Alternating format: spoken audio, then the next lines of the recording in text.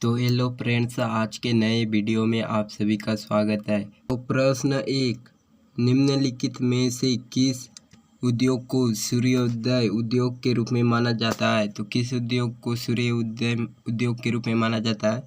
तो है सूचना प्रौद्योगिकी उद्योग को।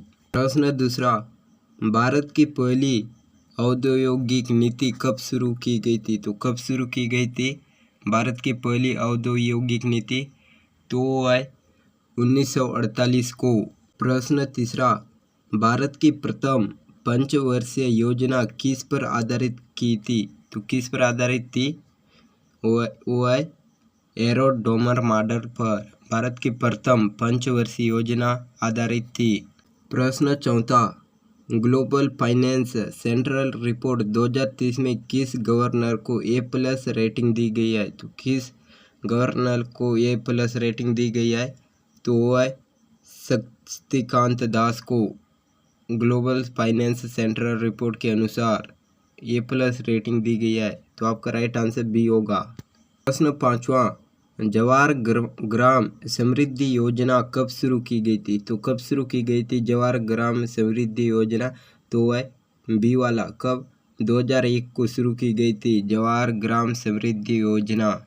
प्रश्न छठवां, भारत की प्रथम पंचवर्षीय योजना कब प्रारंभ की गई? तो कब प्रारंभ की गई भारत की प्रथम पंचवर्षीय योजना? तो वह आपका डी वाला, कब? 1951 को प्रथम पंचवर्षीय योजना प्रारंभ की गई थी भारत में। प्रश्न सातवां, गरीबी हटाओ का नारा किस कार्यक्रम द्वारा दिया गया था? तो किस कार्यक्रम द्वारा दिया गया था? तो वह है पांचवी पंचवर्षीय योजना कार्यक्रम द्वारा दिया गया था गरीबी हटाओ का नारा। प्रश्न आठवां, नवीनतम विदेशी व्यापार नीति की समयावधि क्या है? तो क्या है? 2015-20 नवीनतम विदेशी व्यापार नीति की। प्रश्न नौवां, निम्नलिखित में से कौन सा प्रत्यक्ष कर है? तो कौन सा प्रत्यक्ष कर है? बिक्री कर, उत्पादन शुल्क, ये तीनों में से नहीं है। तो कौन सा सही होगा? डी, इनमें से कोई नहीं है प्रत्यक्ष कर। प्रश्न 10वां, RBI किस राज्य का व्यवसाय नहीं करता है? तो किस राज्य का व्यवसाय नहीं करता है RBI? तो है नागालैंड राज्य का। प्रश्न 11वां, भारत की सकल घरेलू उत्पादन में कृषि का योगदान कितना है? तो कितना है भारत की सकल घरेलू उत्पादन में कृषि का योगदान? तो है लगभग 14%। प्रश्न 12, भारत में आर्थिक नियोजन की अवधारणा किस ली गई है? तो कहाँ से ली गई है भारत की अवधारणा? तो वह रूस से। प्रश्न 13, हाल ही में मोदी जी नामक एक रेटिंग एजेंसी ने 2023 में भारत की वृद्धि को कितना अनुमानित किया है? तो कितना अनुमानित किया है? लगभग सी वाला, कितना? 6.7% अनुमानित किया है भारत की वृद्धि दर को। प्रश्न 14, केंद्र ने फाइनल ईयर 2024 के लिए सकल घरेलू उत्पादन को राजकोषीय घाटे का अनुमान लगाया। तो कितने प्रतिशत घाटे का अनुमान लगाया है? तो वह 5.9% घाटे का अनुमान लगाया है फाइनल ईयर 2024 में सकल घरेलू उत्पादन को। प्रश्न 15, वित्त मंत्री निर्मला सीतारमण ने किस वर्ष बजट ब्रीफकेस को राष्ट्रीय प्रतीक वाले पारंपरिक बही खाता से बदल दिया? तो कब बदल दिया? तो वह 2019 को। प्रश्न 16, राष्ट्रीय विकास परिषद का गठन कब किया गया था? तो कब किया गया था राष्ट्रीय परिषद का गठन?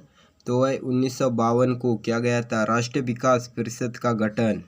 प्रश्न 17, भारतीय निर्यात आयाम एग्जिम बैंक की स्थापना कब हुई थी? तो कब हुई थी एग्जिम बैंक की स्थापना? तो वह 1982 को स्थापना हुई थी एग्जिम बैंक, भारत की निर्यात आयात बैंक है।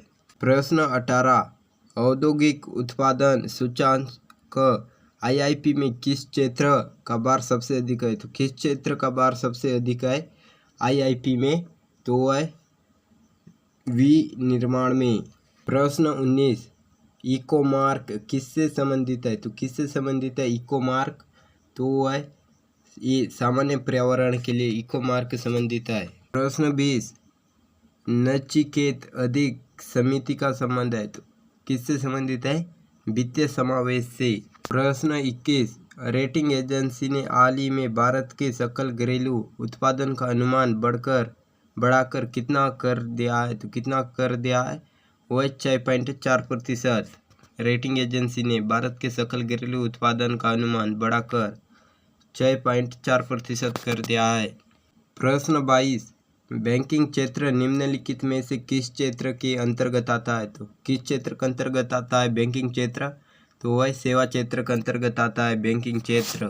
प्रश्न 23, आरबीआई निम्नलिखित स्थिति में ब्याज दर बढ़ता है, तो किसका बढ़ता है?